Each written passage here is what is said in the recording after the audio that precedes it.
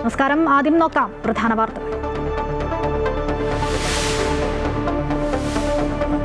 ചെങ്കോട്ട ഭീകരാക്രമണത്തിൽ അറസ്റ്റിലായ ഭീകരരുടെ വിദേശ ബന്ധങ്ങളിൽ NIA അന്വേഷണം. ഭീകരർക്ക് വിദേശത്തു നിന്നും ബോംബ് നിർമ്മാണ വീഡിയോകൾ ലഭിച്ചിരുന്നതായി NIA. ഡൽഹി കലാപത്തിൽ കടുത്ത ആരോപണവുമായി കേന്ദ്രം. കലാപത്തിനായി ഭീകരരുടെ ഫണ്ടിംഗ് നടന്നെന്ന് കേന്ദ്രം.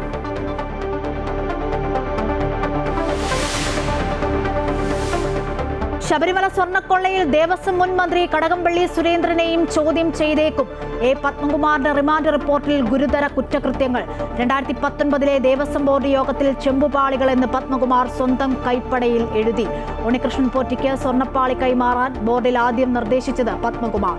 ഗൂഢാലോചനയിൽ തുടക്കം മുതൽ പങ്കാളിയെന്ന് SIT.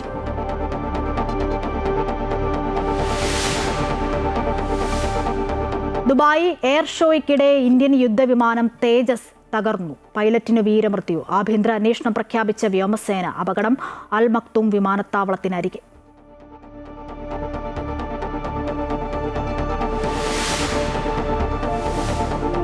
തീവ്ര വോട്ടർ പട്ടിക പരിഷ്കരണത്തിനെതിരെ സംസ്ഥാന സർക്കാർ നൽകിയ ഹർജി സുപ്രീം കോടതി ബുധനാഴ്ച പരിഗണിക്കും. കേരളത്തിന്റെ ഹർജികൾ പ്രത്യേകം പരിഗണിക്കുമെന്ന് കോടതി.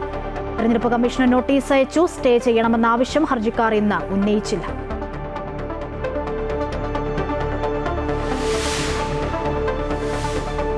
തദ്ദേശ തെരഞ്ഞെടുപ്പിലെ പത്രികാ സമർപ്പണം അവസാനിച്ചു. സമർപ്പിച്ചത് 1.5 ലക്ഷത്തിലേറെ പത്രികകൾ. സൂക്ഷ്മ പരിശോധന നാളെ. മുന്നണികൾക്ക് പലയിടത്തും വിമത ഭീഷണി. വയനാട്ടിലെ കോൺഗ്രസ് സ്ഥാനാർത്ഥി നിർണയത്തിൽ വിമർശനവുമായി സമസ്ത. കാസർഗോഡ് പടന്നിയിൽ യൂത്ത് ലീഗിന്റെ കൂട്ടരാജി.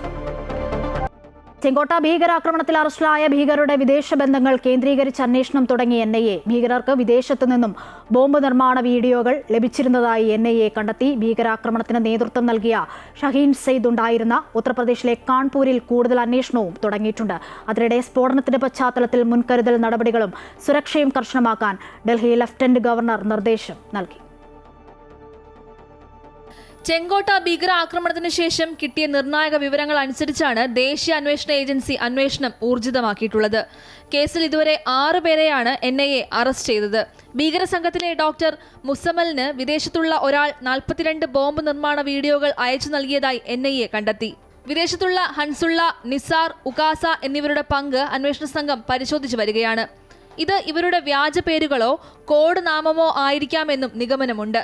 2020 മുതൽ തമിഴ്നാട്, കർണാടക സംസ്ഥാനങ്ങളിലുണ്ടായ സ്ഫോടനങ്ങളുമായി ചെങ്കോട്ട സ്ഫോടനത്തിന് ബന്ധമുണ്ടോയെന്നും NIA പരിശോധിക്കുന്നുണ്ട്. ഭീകരവാദവുമായി ബന്ധപ്പെട്ട കേസിനെ തുടർന്ന് രാജ്യം വിട്ട ഭീകരൻ മുഹമ്മദ് ഷാഹിൽ ഫൈസലാണ് ഉകാസ എന്നാണ് പ്രാഥമിക നിഗമനം. ഇയാളാണ് രാമേശ്വരം കഫേ സ്ഫോടന പരമ്പരയ്ക്ക് നിർദ്ദേശം നൽകിയത് എന്നും അന്വേഷണ സംഘം വ്യക്തമാക്കുന്നു. ഇതേ ഫൈസൽ തന്നെയാണ് ഡൽഹിയിലും ഡോക്ടർമാരെ നിയന്ത്രിച്ചിരുന്നത് എന്നാണ് വിലയിരുത്തുന്നത്. അതേസമയം ഭീകരാക്രമണത്തിന്റെ സൂത്രധാരൻ ഷഹീർ സെയ്ദ് ഉണ്ടായിരുന്ന ഉത്തർപ്രദേശിലെ സ്ഥലങ്ങൾ കേന്ദ്രീകരിച്ച് കേന്ദ്ര ഏജൻസികൾ അന്വേഷണം ആരംഭിച്ചിട്ടുണ്ട്. കാൺപൂർ മെഡിക്കൽ കോളേജിൽ ഉൾപ്പെടെ പഠിച്ചിരുന്ന വിദ്യാർത്ഥികളുടെ വിവരങ്ങൾ അന്വേഷണ സംഘം ശേഖരിച്ചു വരികയാണ്. അതിനിടെ ഡൽഹിയിൽ സുരക്ഷയും ജാഗ്രതയും ശക്തമാക്കാൻ ഡൽഹി ചീഫ് സെക്രട്ടറിക്കും ഡൽഹി പോലീസ് കമ്മീഷണർക്കും ലഫ്റ്റനന്റ് ഗവർണർ VK സക്സേന നിർദ്ദേശം നൽകി.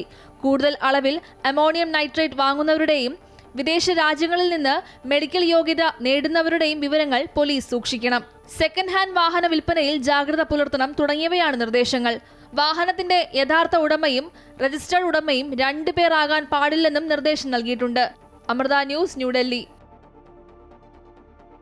ഡൽഹി കലാപത്തിൽ കടുത്ത ആരോപണവുമായി കേന്ദ്രം. കലാപത്തിനായി ഭീകരരുടെ ഫണ്ടിംഗ് നടന്നതായി കേന്ദ്രം. പ്രതികൾക്ക് ഇതിനായി പണം ലഭിച്ചു. താഹിർ ഹുസൈൻ ഉൾപ്പെടെയുള്ള പ്രതികൾക്ക് ഇതിനായി 1 കോടി രൂപയിലധികം എത്തി. ഡൽഹി പോലീസിന്റെ വാദം പൂർത്തിയായി. ഉമർ ഖാലിദ്, ഷർജിൽ ഇമാം എന്നിവരുടെ ജാമ്യഹർജി വിധി പറയാനായി മാറ്റി. ശബരിമല സ്വർണ്ണക്കൊള്ളയുമായി ബന്ധപ്പെട്ട മുൻ ദേവസ്വം മന്ത്രി കടകംപള്ളി സുരേന്ദ്രനെ ചോദ്യം ചെയ്യാൻ അന്വേഷണ സംഘത്തിന്റെ നീക്കം. ഉടൻ നോട്ടീസ് നൽകുമെന്ന് സൂചന. അതേസമയം സ്വർണ്ണക്കൊള്ളയുടെ ആസൂത്രകൻ ദേവസ്വം ബോർഡ് മുൻ പ്രസിഡന്റായിരുന്ന പത്മകുമാറാണെന്ന നിഗമനത്തിലാണ് അന്വേഷണ സംഘം. ശബരിമല സ്വർണ്ണക്കൊള്ളയുമായി ബന്ധപ്പെട്ട് പത്മകുമാറിനെതിരെ ഗുരുതരമായ കണ്ടെത്തലുകളാണ് റിമാൻഡ് റിപ്പോർട്ടിലുള്ളത്. ഗൂഢാലോചനയ്ക്ക് തുടക്കമിട്ടത് ആ കാലയളവിൽ ബോർഡ് പ്രസിഡന്റ് ആയിരുന്ന പത്മകുമാർ ആണെന്ന് റിമാൻഡ് റിപ്പോർട്ട് ചൂണ്ടിക്കാട്ടുന്നു. സ്വർണ്ണപ്പാളികൾ ഉണ്ണികൃഷ്ണൻ പോറ്റിയുടെ കൈവശം നൽകാൻ ബോർഡ് യോഗത്തിൽ നിർദ്ദേശം മുന്നോട്ട് വച്ചത് പത്മകുമാർ ആയിരുന്നു. 2019 ഫെബ്രുവരി മുതൽ ഇതിനു വേണ്ടിയുള്ള രേഖകൾ തയ്യാറാക്കാനുള്ള നീക്കങ്ങൾ പത്മകുമാർ ആരംഭിച്ചിരുന്നു. അഡ്മിനിസ്ട്രേറ്റീവ് ഓഫീസറായിരുന്ന മുരാരി ബാബുവിനെ കൊണ്ട് ഇക്കാര്യം എഴുതി നൽകാൻ പത്മകുമാർ ഇടപെട്ടു. 2019 മാർച്ചിൽ ചേർന്ന ബോർഡ് യോഗത്തിൽ പത്മകുമാർ സ്വന്തം കൈപ്പടയിൽ ചെമ്പുപാളികൾ എന്നെഴുതിയ റിപ്പോർട്ട് സമർപ്പിച്ചിരുന്നു. ഇതാണ് അന്വേഷണത്തിൽ ശക്തമായ തെളിവായി മാറിയത്. ശബരിമലയിലെ മരാമത്ത് നടപടിക്രമങ്ങൾ ലംഘിച്ചാണ് പോറ്റിക്ക് വഴിവിട്ട സഹായം പത്മകുമാർ നൽകിയത്. ഉണ്ണികൃഷ്ണൻ പോറ്റിയും പത്മകുമാറും തമ്മിലുള്ള സാമ്പത്തിക ഇടപാടുകളും അന്വേഷണ സംഘം പരിശോധിക്കുന്നുണ്ട്. തിങ്കളാഴ്ച അന്വേഷണ സംഘം പത്മകുമാറിന് വേണ്ടി കസ്റ്റഡി അപേക്ഷ നൽകും. വിശദമായ ചോദ്യം ചെയ്യലിന് ശേഷം കൂടുതൽ പേർക്ക് ഗൂഢാലോചനയിൽ പങ്കുണ്ടോ എന്ന് കണ്ടെത്തും. ഗൂഢാലോചന നടന്ന സമയത്ത് ദേവസ്വം മന്ത്രിയായിരുന്ന കടകംപള്ളി സുരേന്ദ്രനെയും ചോദ്യം ചെയ്യാനാണ് അന്വേഷണ സംഘത്തിന്റെ നീക്കം. ഉടൻ തന്നെ മുൻ മന്ത്രിക്കും ചോദ്യം ചെയ്യലിനായി നോട്ടീസ് നൽകും. 2 ദേവസ്വം മുൻ പ്രസിഡന്റുമാർ മാത്രമാണോ ഇതിന് പിന്നിൽ പ്രവർത്തിച്ച ഉന്നതർ എന്നതാണ് ഇനി അറിയേണ്ടത്. നിലവിൽ സ്വർണ്ണക്കൊള്ള ആസൂത്രണം ചെയ്തത് എ പത്മകുമാർ ആണെന്ന നിഗമനത്തിലാണ് അന്വേഷണ സംഘം. അതിനപ്പുറത്തേക്ക് കൂടുതൽ ഉന്നതർക്ക് ആസൂത്രണത്തിൽ പങ്കുണ്ടോ എന്ന് കൂടുതൽ രേഖകളും മൊഴികളും പരിശോധിച്ച ശേഷം വ്യക്തത വരുത്താനാകുമെന്നാണ് അന്വേഷണ സംഘത്തിന്റെ കണക്കുകൂട്ടൽ. അമൃത ന്യൂസ്, തിരുവനന്തപുരം. ശബരിമല സ്വർണ്ണക്കൊള്ള കേസിൽ റിമാൻഡിലുള്ള ദേവസ്വം ബോർഡ് മുൻ പ്രസിഡന്റ് എ പത്മകുമാറിന്റെ പത്തനംതിട്ട ആറന്മുളയിലുള്ള വീട്ടിൽ പരിശോധന. പ്രത്യേക അന്വേഷണ സംഘമാണ് പരിശോധന നടത്തുന്നത്. പത്മകുമാർ ഉണ്ണികൃഷ്ണൻ പോറ്റിയുമായി വീട്ടിൽ പലതവണ കൂടിക്കാഴ്ച നടത്തിയതായും ഇത് സംബന്ധിച്ച രേഖകൾ വീട്ടിൽ സൂക്ഷിച്ചിട്ടുണ്ട് എന്ന വിവരങ്ങൾ SITക്ക് ലഭിച്ചിരുന്നു. സ്വർണ്ണക്കൊള്ളയുമായി ബന്ധപ്പെട്ട് എ പത്മകുമാറിന്റെ പങ്ക് വ്യക്തമാക്കുന്ന പരമാവധി തെളിവുകൾ ശേഖരിക്കാനാണ് അന്വേഷണ സംഘം വീട്ടിൽ പരിശോധന നടത്തുന്നത്. ശബരിമല സ്വർണ്ണക്കൊള്ളയിൽ തുടക്കത്തിലെ CPM അന്വേഷണത്തെ സ്വാഗതം ചെയ്തതാണെന്ന് CPM സംസ്ഥാന സെക്രട്ടറി MV ഗോവിന്ദൻ. അന്വേഷണത്തിലും അറസ്റ്റിലും രാഷ്ട്രീയ നിലപാട് CPMനില്ല. രാഷ്ട്രീയ കാഴ്ചപ്പാട് മുൻനിർത്തിയല്ല അറസ്റ്റിൽ CPM നിലപാട് സ്വീകരിക്കുന്നതെന്നും കുറ്റം ചെയ്ത ആർക്കും സംരക്ഷണമില്ലെന്നും MV ഗോവിന്ദൻ വ്യക്തമാക്കി. ഈ സംഭവം ഉണ്ടായ ആദ്യ സന്ദർഭത്തിൽ കൃത്യമായ കാഴ്ചപ്പാടോടുകൂടി പാർട്ടി വ്യക്തമാക്കിയത് ശബരിമല ക്ഷേത്രത്തിലെ അയ്യപ്പൻ്റെ ഒരു തരി സ്വർണവും നഷ്ടപ്പെടില്ല എന്നുറപ്പുണ്ടാക്കാൻ സാധിക്കുന്ന രീതിയിൽ ശക്തമായ അന്വേഷണവും നടപടികളും ഉണ്ടാവണം എന്നാണ് ഞങ്ങൾ ആദ്യം മുതലേ പറഞ്ഞത്. ഞങ്ങളങ്ങ് പറഞ്ഞത് ഇതുമായിട്ട് ബന്ധപ്പെട്ട് ഹൈക്കോടതിയുടെ നിയന്ത്രണത്തിൽ SIT അന്വേഷണം എല്ലാ അർത്ഥത്തിലും ഞങ്ങൾ സ്വാഗതം ചെയ്തു. അറസ്റ്റ് ഉണ്ടായപ്പോൾ അതിനെ ശക്തിയായി പിന്തുണച്ചു. അതാണ് CPIMഉം LDFും ചെയ്ത ഇതുമായിട്ട് ബന്ധപ്പെട്ട നിലപാട്. ശബരിമലയിലെ സ്വർണ്ണക്കൊള്ള മുഖ്യമന്ത്രിയുടെ അറിവോടെയെന്ന BJP സംസ്ഥാന അധ്യക്ഷൻ രാജീവ് ചന്ദ്രശേഖർ. പിണറായി വിജയൻ അറിയാതെ ഇവിടെ ഒരു ഫയലോ ഈച്ചയോ അനങ്ങില്ല. സ്വർണ്ണക്കൊള്ളയ്ക്ക് പിന്നിൽ ഒരു രാഷ്ട്രീയ പിൻബലമുണ്ട്. അതുകൊണ്ടാണ് കേന്ദ്ര ഏജൻസികളുടെ അന്വേഷണം വേണമെന്ന് BJP ആവശ്യപ്പെടുന്നത്. ദേവസ്വം മന്ത്രി രാജിവെക്കണം. കോടതിയുടെയും മാധ്യമങ്ങളുടെയും സമ്മർദ്ദം കൊണ്ടാണ് ഓരോ സത്യങ്ങളും പുറത്തുവരുന്നത്. ഇനിയും പലതും പുറത്തുവരാനുണ്ടെന്നും രാജീവ് ചന്ദ്രശേഖർ പറഞ്ഞു. ചങ്ങനാശ്ശേരി പെരുന്നയിൽ NSS general secretary G Sukumaran നായരുമായി കൂടിക്കാഴ്ചയ്ക്ക് ശേഷം മാധ്യമ പ്രവർത്തകരോട് സംസാരിക്കുകയായിരുന്നു അദ്ദേഹം. സർക്കാരാണ് ഇവിടെ ഒരു ഫയലോ ഒരു ഈച്ചയോ നീങ്ങാൻ പിണറായി വിജയൻ്റെ അനുവാദമില്ലാണ്ട് ചെയ്യാൻ പറ്റുമോ? അത് നിങ്ങളൊന്ന് ആലോചിക്കണം. അതുകൊണ്ട് ഇതിൻ്റെ പിന്നിൽ ഒരു പൊളിറ്റിക്കൽ ബാക്കിംഗ് ഉണ്ട്, രാഷ്ട്രീയ ബാക്കിംഗ് ഉണ്ടെന്ന് ഞാൻ ആദ്യം മുതൽ പറയുന്ന ഞങ്ങളുടെ പാർട്ടി.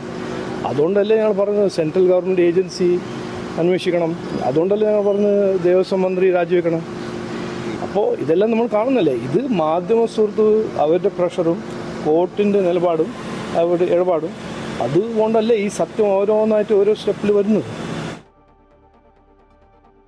ശബരിമല സ്വർണ്ണക്കൊള്ള വിവാദം തദ്ദേശ തെരഞ്ഞെടുപ്പിൽ തിരിച്ചടിയാകില്ലെന്ന് മന്ത്രി P രാജീവ്. സ്വതന്ത്രമായ അന്വേഷണമാണ് നടക്കുന്നതെന്നും അത് മുന്നോട്ട് പോകട്ടെ എന്നും അദ്ദേഹം പറഞ്ഞു. ഹൈക്കോടതിയിലും SITയിലും വിശ്വാസമില്ലാത്ത പ്രതിപക്ഷത്തിന് BJP നിയന്ത്രിക്കുന്ന CBIയിലാണോ വിശ്വാസമെന്നും മന്ത്രി ചോദിച്ചു.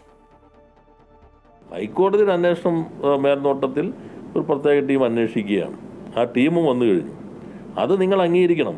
ഞങ്ങൾ ആ അന്വേഷണത്തെ പൂർണ്ണമായി പിന്തുണയ്ക്കുന്നു. അതിന് പൂർണ്ണമായ സ്വാതന്ത്ര്യം ഉണ്ടാവും. അതിൽ വിശ്വാസം അർപ്പിക്കണം.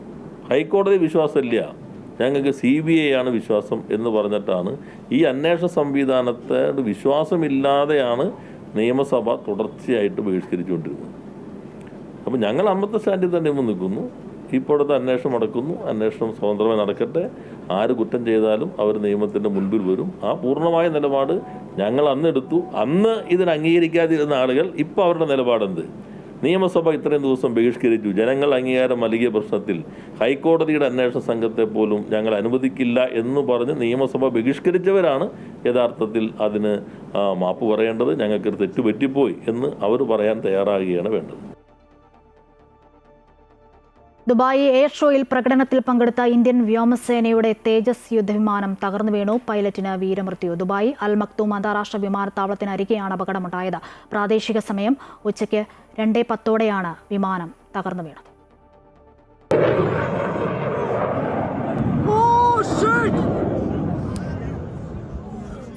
ഇന്ത്യ തദ്ദേശീയമായി വികസിപ്പിച്ച വ്യോമസേനയുടെ തേജസ് യുദ്ധവിമാനമാണ് ദുബായിൽ തകർന്നു വീണത്. സംഘമായുള്ള പ്രകടനത്തിനു ശേഷം ഒറ്റയ്ക്കുള്ള പ്രകടനം നടത്തുന്നതിനിടയിലാണ് അപകടമുണ്ടായത്. മുകളിലേക്ക് ഉയർന്നു പറന്ന് കരണം മറിഞ്ഞ ശേഷം നേരെ താഴേക്ക് പതിക്കുകയായിരുന്നു. വിമാനത്താവളത്തിനടുത്തുള്ള ക്രാഷ് സൈറ്റിൽ നിന്ന് കട്ടിയുള്ള കറുത്ത പുക ഉയർന്നത് കണ്ട് ഷോ കാണാൻ തടിച്ചുകൂടിയവർ പരിഭ്രാന്തിയിലുമായി.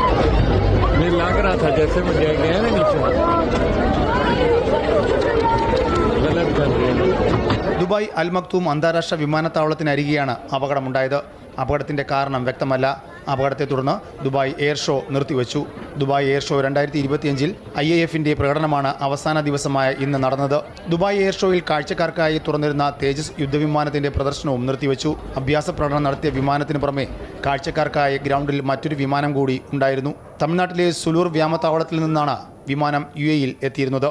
വീഴ്ചയ്ക്ക് മുമ്പ് പൈലറ്റിന് പുറത്തേക്ക് ഇറങ്ങാൻ കഴിഞ്ഞിരുന്നില്ല. പൈലറ്റ് വീരമൃത്യു വരിച്ചത് ഇന്ത്യൻ വ്യോമസേന സ്ഥിരീകരിച്ചു.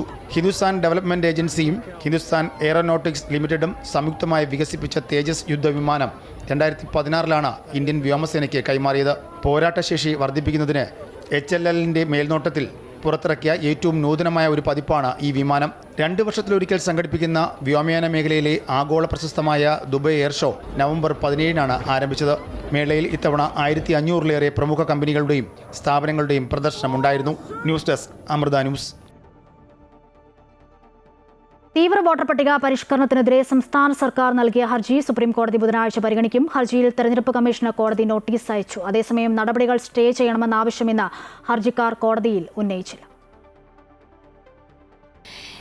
ജസ്റ്റിസ് സൂര്യകാന്ത് അധ്യക്ഷനായ 3-അംഗ ബെഞ്ചാണ് SIR നടപടികൾക്കെതിരായ ഹർജികൾ പരിഗണിച്ചത്. കേരളം, ഉത്തർപ്രദേശ് തുടങ്ങിയ സംസ്ഥാനങ്ങളിലെ SIR ഹർജികളാണ് ബെഞ്ചിന് മുന്നിലെത്തിയത്. കേരളത്തിൽ തദ്ദേശ തിരഞ്ഞെടുപ്പ് നടക്കുന്നതിനാൽ ഹർജികൾ വേഗത്തിൽ പരിഗണിക്കണമെന്ന് സംസ്ഥാന സർക്കാർ അഭിഭാഷകർ ആവശ്യപ്പെട്ടു.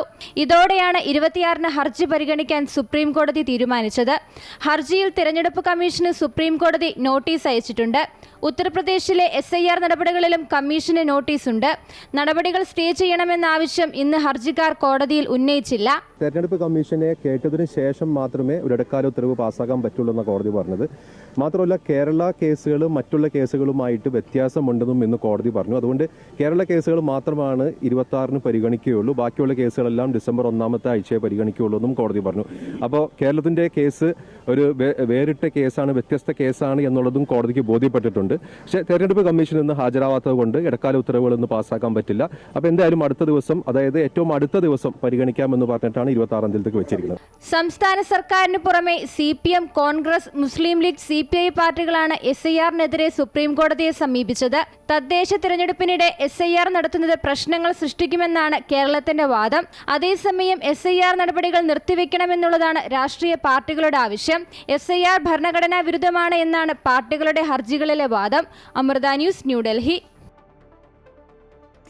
SIR-ൽ സംസ്ഥാന സർക്കാർ സമർപ്പിച്ച ഹർജി സുപ്രീം കോടതി 26-ാം തീയതി വീണ്ടും പരിഗണിക്കുമെന്ന് മന്ത്രി P. രാജീവ്. തദ്ദേശ തെരഞ്ഞെടുപ്പിനിടെ SIR നടപ്പിലാക്കുന്നത് അപ്രായോഗികമാണെന്ന് സർക്കാർ കോടതിയെ അറിയിക്കും. കപിൽ സിബിലാണ് കേരളത്തിന്റെ അഭിഭാഷകൻ. ഭരണപരമായ പ്രശ്നങ്ങളാണ് കോടതിക്ക് മുൻപാകെ ഉന്നയിച്ചിട്ടുള്ളതെന്നും മന്ത്രി വ്യക്തമാക്കി. SIR-ൽ സംസ്ഥാനത്തിൻ്റെ ഹർജിയാണ് 26-ന് വീണ്ടും പരിഗണിക്കുന്നത്. SIR ഈ സന്ദർഭത്തിൽ ഒട്ടും പ്രായോഗികമല്ല എന്ന ഭരണപരമായ പ്രശ്നമാണ് സർക്കാർ പ്രധാനമായിട്ട് ഉന്നയിച്ചിട്ടുള്ളത്. സുപ്രീം കോടതിയിൽ SIR-ൽ ഹർജി ഫയൽ ചെയ്തിട്ടുള്ള ഞാൻ മനസ്സിലാക്കിയെടുത്തോളം ഏക സംസ്ഥാന സർക്കാർ കേരളത്തിൻ്റേതാണ്. മറ്റ് സർക്കാരുകളുടെ ഒന്നും തന്നെ ഹർജികൾ ഇപ്പോൾ സുപ്രീം കോടതിയുടെ മുൻപിലില്ല. രാഷ്ട്രീയ പാർട്ടികളുടെ ഹർജികൾ സുപ്രീം കോടതി പരിഗണനയ്ക്കകത്ത് വന്നിട്ടുണ്ട്. ഏകദേശം 1,76,000 ജീവനക്കാർ തദ്ദേശ സ്വയംഭരണ തെരഞ്ഞെടുപ്പിൻ്റെ പ്രവർത്തനങ്ങളുടെ ഭാഗമായി വിന്യസിക്കപ്പെട്ട് കഴിഞ്ഞു. വലിയ തോതിൽ പോലീസും അതിനുവേണ്ടി വിന്യസിക്കേണ്ടി വരും. അതിനിടയിൽ SIR പ്രവർത്തനങ്ങൾ നടത്താനുള്ള പ്രായോഗികമായ പ്രശ്നമാണ് ഗവൺമെൻറ് കോടതിയിൽ സമർപ്പിച്ചിട്ടുള്ളത്. വളരെ പ്രഗത്ഭനായ അഭിഭാഷകൻ ശ്രീ കപിൽ സിബലിനെയാണ് ഗവൺമെൻറ് ചുമതലപ്പെടുത്തിയത്.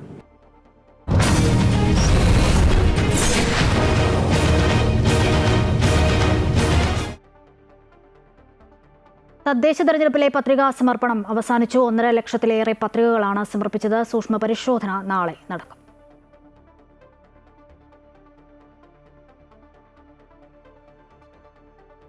കാസർഗോഡ് പടന്നയിൽ മുസ്ലിം ലീഗ് നേതൃത്വവുമായുള്ള അതൃപ്തിയെ തുടർന്ന് മുസ്ലിം യൂത്ത് ലീഗ് പഞ്ചായത്ത് കമ്മിറ്റി മുഴുവൻ രാജിവെച്ചു. തദ്ദേശ തെരഞ്ഞെടുപ്പിൽ യൂത്ത് ലീഗ് നിർദ്ദേശിച്ച സ്ഥാനാർത്ഥിയെ പരിഗണിക്കാത്തതിനെ തുടർന്നാണ് രാജി.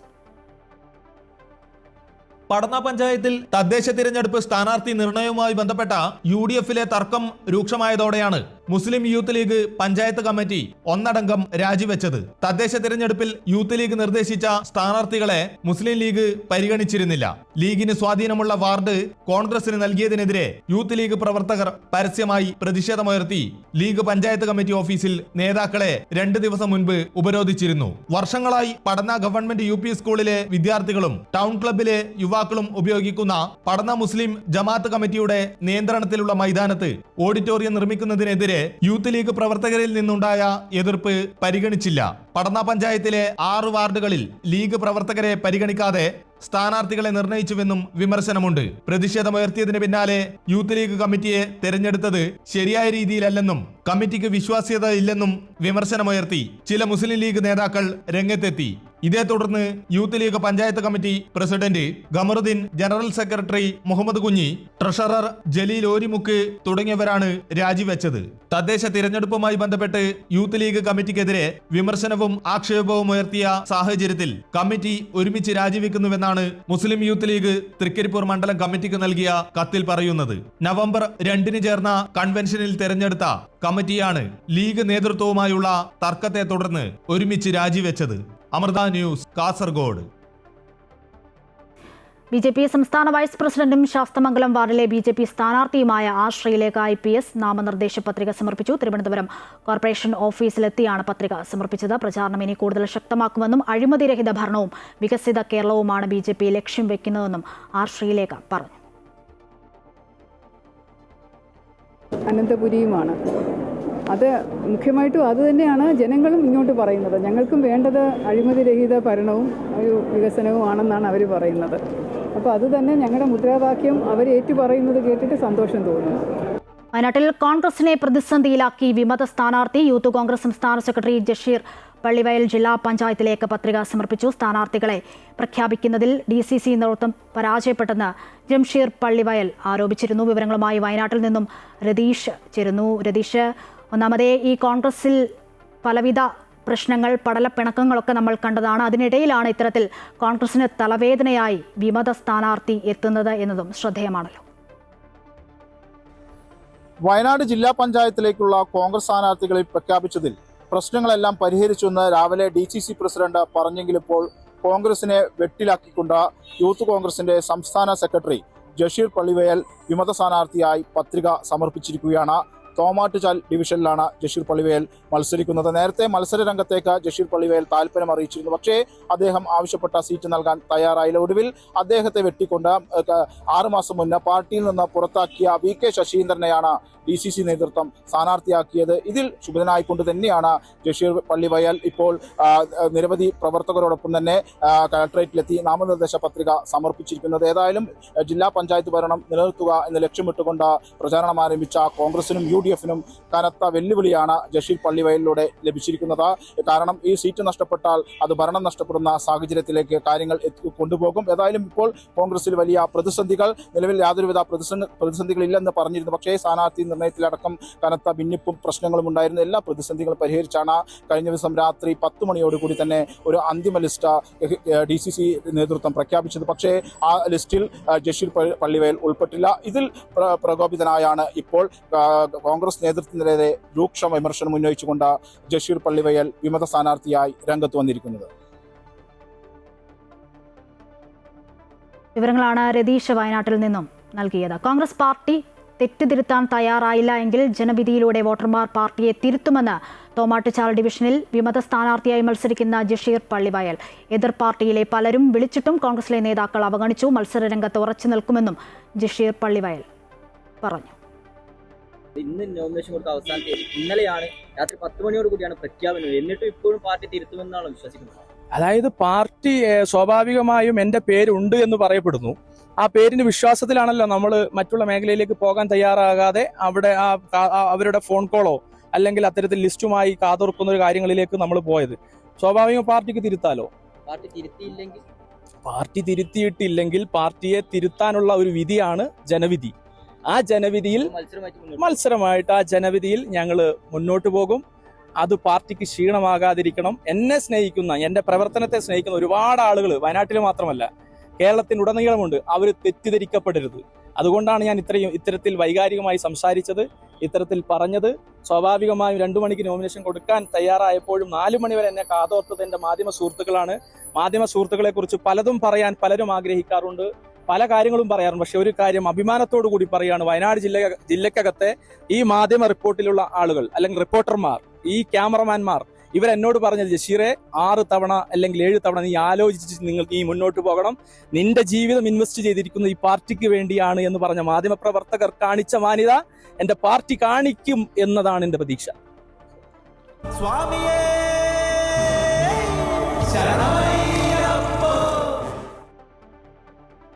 ശബരിമല സന്നിധാനത്ത് ദീപാരാധനയുടെ സമയമാണ്. അതിലേക്ക്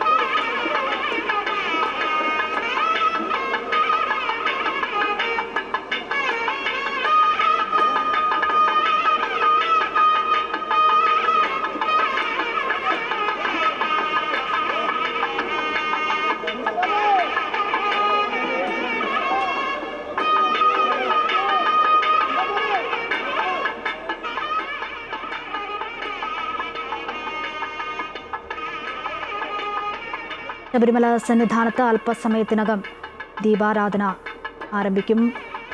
നമ്മൾ ദൃശ്യങ്ങളിൽ കാണുന്ന പോലെ തന്നെ മഴയാണ് സന്നിധാനത്ത്, എങ്കിലും നല്ല തിരക്ക് അനുഭവപ്പെടുന്നുണ്ട്. ക്ഷമയോടെ കാത്തു നിൽക്കുകയാണ് ഭക്തർ എന്നതാണ്. അല്പസമയത്തിനകം ദീപാരാധന ആരംഭിക്കും.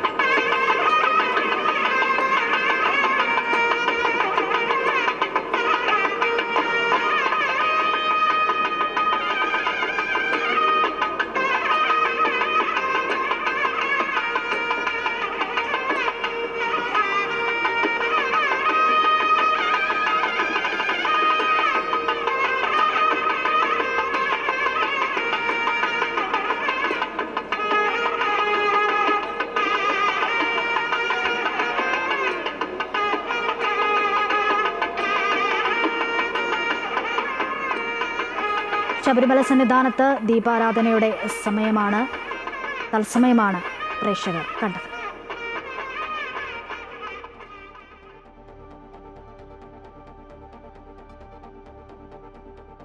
വാർത്തകൾ നോക്കാം. യുവതിയെ മർദ്ദിച്ച കേസിൽ യുവമോർച്ച നേതാവ് അറസ്റ്റിൽ. യുവമോർച്ച എറണാകുളം ജില്ലാ ജനറൽ സെക്രട്ടറി ഗോപു പരമശിവനെയാണ് പോലീസ് അറസ്റ്റ് ചെയ്തത്. മൊബൈലിന്റെ ചാർജർ കേബിൾ ഉപയോഗിച്ചായിരുന്നു മർദ്ദനം. അടികൊണ്ട് പൊട്ടിയ പാടുകളുമായി യുവതി പോലീസ് സ്റ്റേഷനിലെത്തി പരാതി നൽകുകയായിരുന്നു. ഗോപു പരമശിവനെതിരെ കൊലപാതക ശ്രമത്തിന് പോലീസ് കേസെടുത്തു.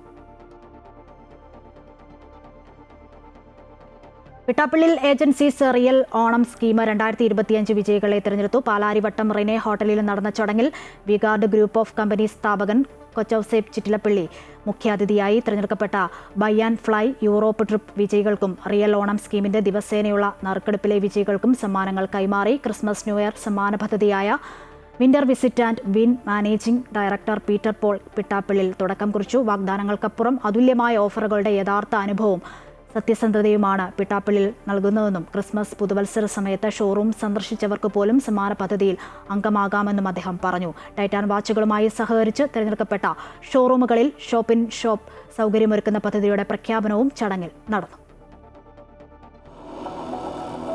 നോർത്ത് ഫറൂർ ബ്രാൻഡിലെ നൗജിത്താണ് അടുത്ത വിജയി.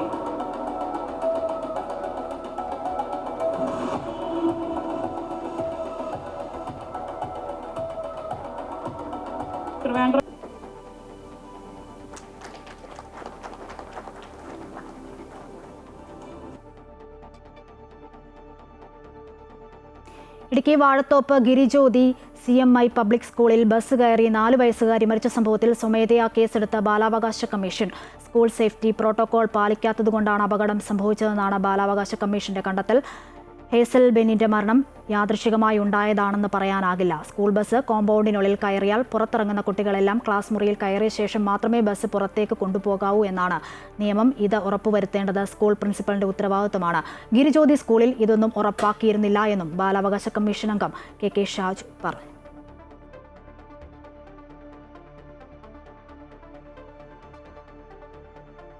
വിവാഹ ദിവസം പുലർച്ചെ അപകടത്തിൽ പരിക്കേറ്റ് ചികിത്സയിലായ വധുവിന് ആശുപത്രിയിൽ താലി ചാർത്തി വരൻ. ആലപ്പുഴ തുമ്പോളി സ്വദേശി ആവണിക്കാണ് കൊച്ചി ആശുപത്രിയിൽ വിവാഹവേദിയായത്. നിശ്ചയിച്ച മുഹൂർത്തത്തിൽ വരൻ ഷാരോൺ ആശുപത്രിയിലെത്തി താലി ചാർത്തുകയായിരുന്നു. വിവാഹത്തിനൊരുങ്ങാൻ ബ്യൂട്ടി പാർലറിലേക്ക് പോകും വഴിയാണ് ആവണി അപകടത്തിൽപ്പെട്ടത്. ആലപ്പുഴ തുമ്പോളി സ്വദേശികളാണ് ആവണിയും ഷാരോണും. ഇന്നുച്ചയ്ക്ക് 12:12-നും 12:25-നും മധ്യയുള്ള മുഹൂർത്തത്തിലാണ് ഇരുവരുടെയും വിവാഹം നിശ്ചയിച്ചിരുന്നത്. വിവാഹത്തിനായി ഒരുങ്ങാൻ കോട്ടയത്തേക്ക് പോകുന്ന വഴി കുമരകത്ത് വെച്ചാണ് ആവണിക്ക് അപകടം സംഭവിച്ചത്. ഉടൻ കോട്ടയം മെഡിക്കൽ കോളേജിലേക്ക് കൊണ്ടുപോയി. അവിടെ നിന്നും പിന്നീട് കൊച്ചി ലേക്ക് ഷോർ ആശുപത്രിയിലേക്ക് എത്തിക്കുകയായിരുന്നു. ആരോഗ്യനിലയിൽ വലിയ പ്രശ്നങ്ങളില്ലെന്ന് ഡോക്ടർമാർ അറിയിച്ചതോടെ ആശുപത്രിയിൽ വെച്ച് നിശ്ചയിച്ച മുഹൂർത്തത്തിൽ തന്നെ താലി കെട്ടാൻ തീരുമാനിക്കുകയായിരുന്നു. ഇന്ന് നമ്മൾ ഫിക്സ് ചെയ്ത പോലെ കല്യാണം നടത്തണമെന്ന് ഞങ്ങളുടെ ഒരു ആഗ്രഹമായിരുന്നു. അവണി ഇൻട്രാക്ട് ചെയ്തു. അവണിക്ക് ഇപ്പോൾ എന്താ പറയുക, നമ്മൾ സപ്പോർട്ട് ചെയ്യുക, റിക്കവർ ചെയ്ത് വരിക എന്നുള്ള മാത്രമേ ഉള്ളൂ. ഞാൻ അസിസ്റ്റന്റ് പ്രൊഫസറാണ്. അവണി ടീച്ചറാണ്. ആവണിക്ക് നട്ടെല്ലിന് പരിക്കുണ്ട്. കാലിന്റെ എല്ലിനും പൊട്ടലുണ്ട്. നാളെ സർജറി നടക്കും. വലിയ ഗുരുതരമായിട്ടുള്ള പരിക്കുകളില്ല. അപ്പം അവർക്ക് കല്യാണമായിട്ട് മുന്നോട്ട് പോകണമെന്നുള്ള ഒരു ആഗ്രഹം പറഞ്ഞതനുസരിച്ച് ആശുപത്രിയുടെ സൈഡിൽ നിന്നുള്ള മാക്സിമം സപ്പോർട്ട് നമ്മൾ കൊടുത്തിട്ടുണ്ട്. കുട്ടി സ്റ്റേബിളാണ്. പക്ഷേ നട്ടലിന് കുറച്ചൊരു സിവിയർ ആയിട്ടുള്ളൊരു ഫ്രാക്ചറും ഒരു ഇഞ്ചുറിയും ഉണ്ട്. അപ്പോൾ അതിന് ഓപ്പറേഷൻ വേണ്ടി വരും. ആശുപത്രിയിൽ വിവാഹം നടന്ന സമയത്ത് തന്നെ ആലപ്പുഴയിലെ ഓഡിറ്റോറിയത്തിൽ വിവാഹ സദ്യയും വിളമ്പി. ആവണിയുടെ കൂടെയുണ്ടായിരുന്ന 3 പേർക്കും പരിക്കേറ്റിട്ടുണ്ട്. ഇവർ മെഡിക്കൽ കോളേജിൽ ചികിത്സയിലാണ്.